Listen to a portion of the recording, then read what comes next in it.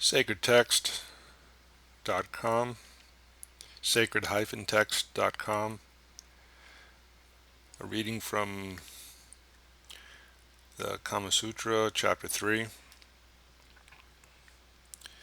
And this particular one, the Kama Sutra of Vatsyayana, was translated by Richard Burton in 1883.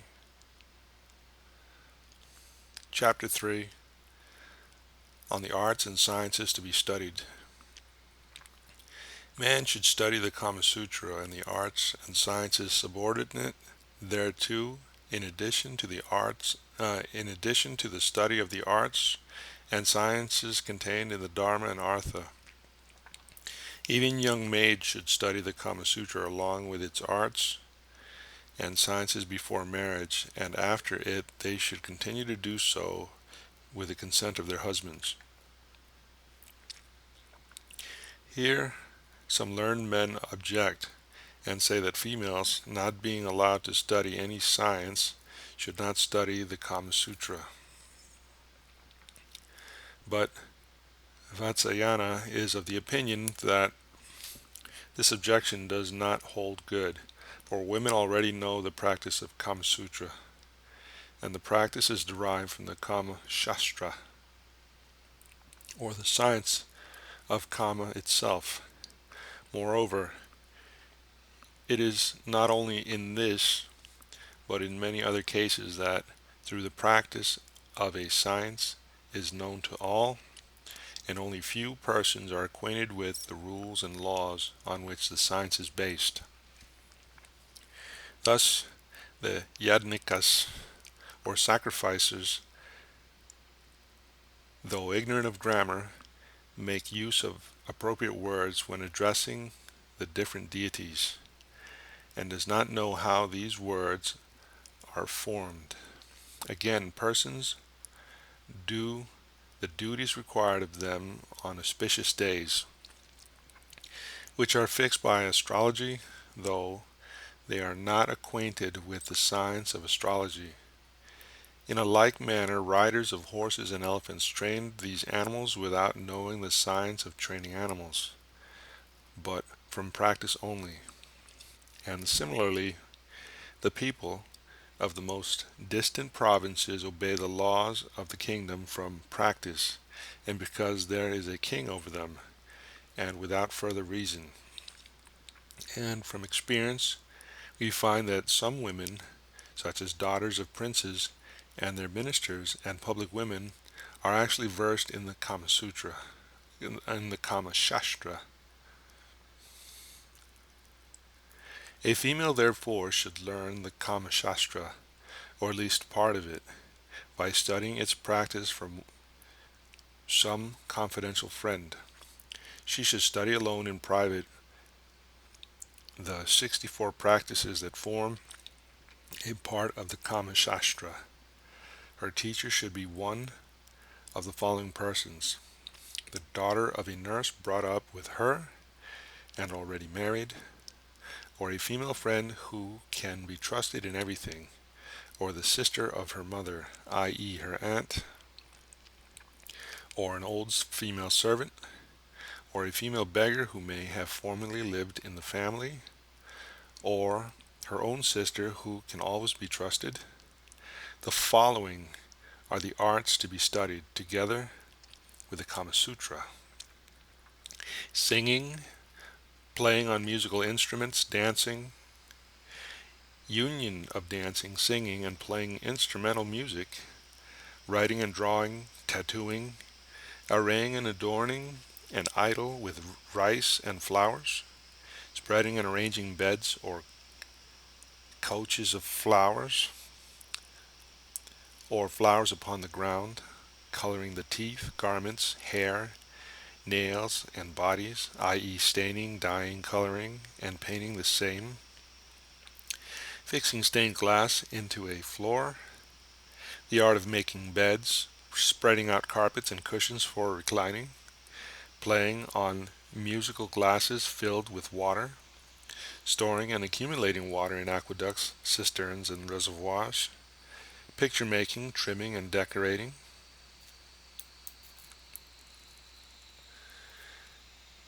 stringing of rosaries, necklaces, garlands, wreaths, a binding of turbans and chaplets, and making crests and top knots of flowers, scenic representations, stage playing, art of making ear ornaments, art of preparing perfumes and odors, proper disposition of jewels and decorations and adornments in dress, magic or sorcery, quickness of hand or manual skill, culinary art, i.e., cooking and cookery, making lemonades, sherbets, acidulated, acidulated drinks, and spirituous extracts with proper flavor and color, tailor's work and sewing, making parrots, flowers, tufts, tassels, bunches, bosses, knobs, etc., out of yarn and thread, solution of riddles, enigmas, covert speeches, verbal puzzles, and enigmatical questions, a game which consists in repeating verses, and as one person finished, another person had to commence at once repeating another verse, beginning with the same letter with which the last speaker's verse ended. Whoever failed to repeat was considered to have lost, and to be subject to pay a forfeit or a stake of some kind. The art of mimicry or imitation, reading including chanting and intoning.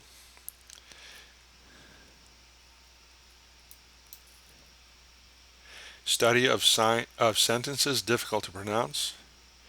It is played as a game chiefly by women and children and consists of a different sentence being given, and when repeated quickly, the words are often transposed and or badly pronounced. Practice with swords, single stick, quarterstaff, and bow and arrow. Drawing inferences, reasoning or inferring, carpentry, or the work of a carpenter, architecture, or the art of building. Knowledge about gold and silver coins and jewels and gems. Chemistry and mineralogy, coloring jewels, gems, and beads. Knowledge of mines and quarries. Gardening, knowledge or treating the diseases of trees and plants and nourishing them and determining their ages.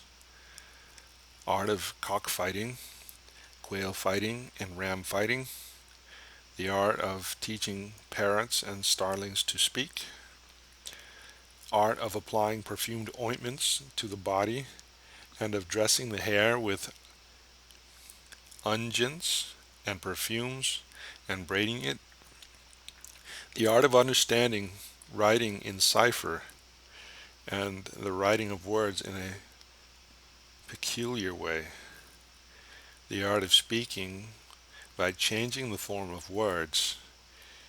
It is of various kinds. Some speak by changing the beginning and end of words, others by adding unnecessary letters between every syllable of a word, and so on.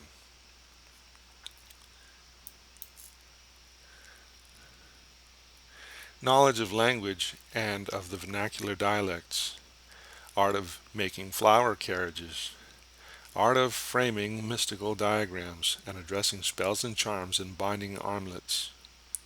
Mental exercise such as completing stanzas or verses on receiving a part of them, or supplying 1, 2, or 3 lines when the remaining lines are given indiscriminately from different verses, so as to make the whole an entire verse with regard to its meaning, and arranging the words of a verse written irregularly by separating the vowels from the consonants, or leaving them out altogether, or putting into verse or prose sentences represented by signs or symbols. There are many other such exercises. Composing poems, knowledge of dictionaries and vocabularies, knowledge of ways and changing and disguising the appearance of persons. Knowledge of the art of changing the appearance of things, such as making cotton to appear as silk, coarse, and common things to appear as fine goods. Various ways of gambling. The art of obtaining the art of obtaining possession of the property of others by means of mantras or incantations. Skill in youthful sports. Knowledge of the rules of society and how to pay respect and compliments to others. Knowledge of the art of war, of arms, of armies, etc. Knowledge of gymnastics.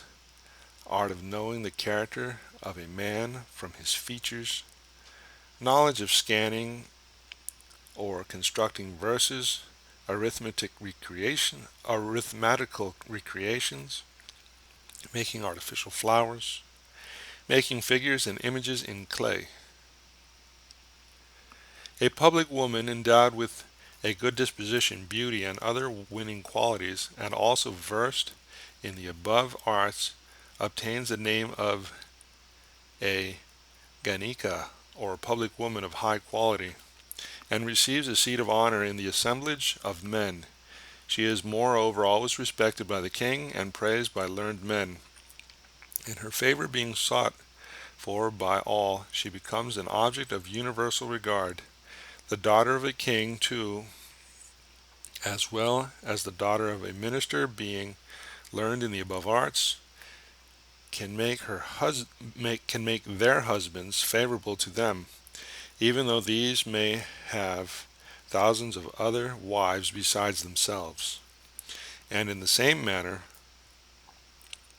if a wife becomes separated from her husband and falls into distress, she can support herself easily, even in a foreign country, by means of her knowledge of these arts. Even the bare knowledge of them gives attractiveness to a woman, though the practice of them may be only possible or otherwise according to the circumstances of each case. A man who is versed in these arts, who is loquacious and acquainted with the arts of gallantry, gains very soon the hearts of men. Let's read that again. A man who is versed in these arts, who is loquacious and acquainted with the arts of gallantry, gains very soon the hearts of women, even though he is only acquainted with them for a short time. Footnotes. Okay, number 1, the author wishes to prove that a great many things are done by people from practice and custom, without their being acquainted with the reason of things or the laws on which they are based, and this is perfectly true. The proviso, number 2, the proviso of being married applies to all teachers.